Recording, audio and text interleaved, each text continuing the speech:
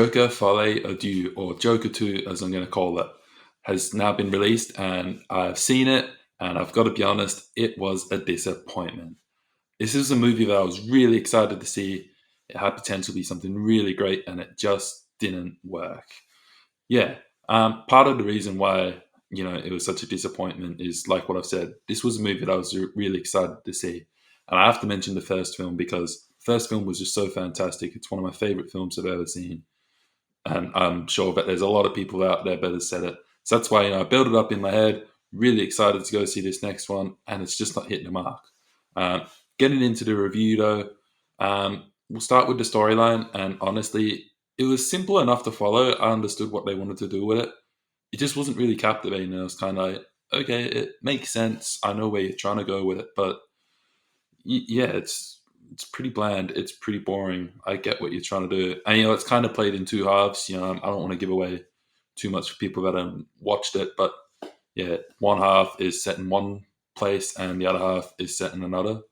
Um, yeah, and then going through it, there's a lot of like musical scenes in it. Obviously, being a musical, I knew that. I wasn't too concerned, but I'll speak about that in a minute, and then but one thing I do want to say is that the best scenes in the movie for me, they were all fantasies. So obviously you get the addition of someone like Harley Quinn, played by Lady Gaga, who I'm not going to knock. She's a fine actor and she's clearly a talented singer.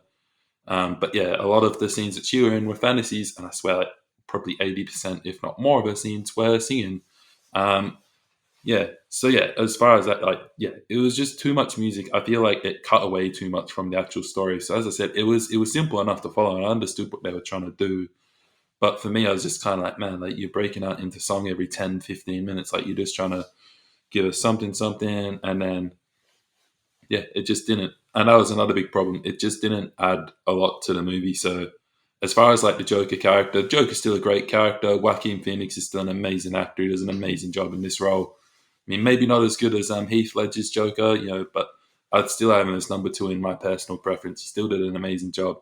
But I don't really think that they evolved his character in this movie. He's still, as I said, he's still the same. He's still the same Joker. But yeah, as I said, the potential that they had to take it further and really, develop and grow his character, it just didn't happen. Same thing I can say about Harley Quinn.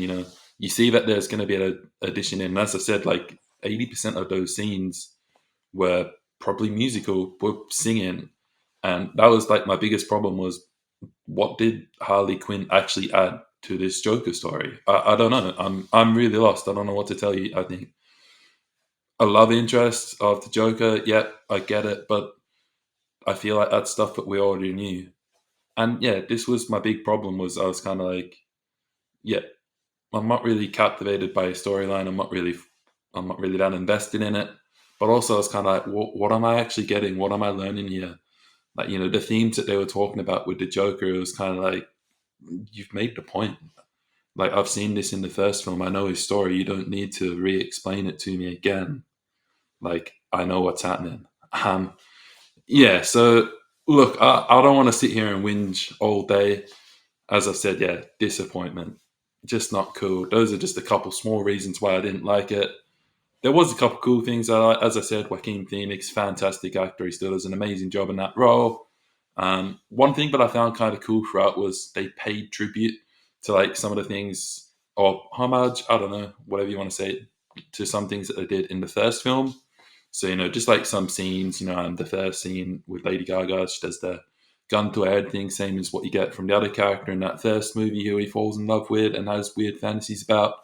Um, like one of the last scenes is him driving off in a cop car looking out the window. And, it's very similar to one of the final scenes in the first film.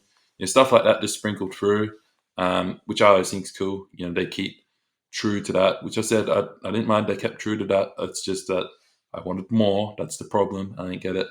And the cinematography was wicked. They took some really awesome shots. I love the colors. As I said, if the best scenes of the movie were fantasies, and in some ways, some of the musical parts were cool because the songs weren't too bad, without being amazing. But like how they were shot, they looked really cool. So I've definitely got to give them points for that. All in all, though, if I have to give it a rating, it's got to be 2 out of 5 stars. Um, yeah, again, I don't want to be too harsh because it's probably not the worst film. It just, yeah, probably cuts a little deep because, as I said, this is a movie I was really excited to see, and I came out and I was like, oh man, that was trash. So yeah, 2.5 stars. That's where it comes to, would I recommend it? Um, in some ways, yes. In some ways, no. Yes, if you're a Joker fan, yeah, you can go and watch it. My thing would just be don't go in like me and have these massive expectations thinking it's a great film. And then no, because why I wouldn't recommend it is because, yeah, it's really not a great film, guys. If this was, say, the first Joker film that got released, yeah, I wouldn't say. It leaves the question, which I've seen a couple of people asking: did the Joker need a sequel?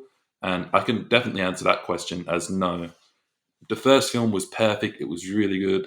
You got the full backstory of the Joker. You got to see him slowly slip into that role, slowly slip from Arthur Fleck into the Joker, end off with a big bang. Just he's lost his marbles and he fully embraces Joker. And he's like, "This is who I am. This is what I'm going to be." Um, so yeah, did we really need to see it? No. Um, Look, if they'd done it right and they'd done a better job and the story was different, maybe yeah, a sequel would have worked. But yeah, what they did in this film didn't work. So, yeah, that's all I've got for this one. That's my quick little review. As I said, I didn't want to go too long because otherwise I'll just be sitting there whinging for like a half hour. Thank you guys so much for watching. I'll get some more movie reviews out soon as I watch some more stuff. Drop your comments down below. I'd love to hear what you thought of the film.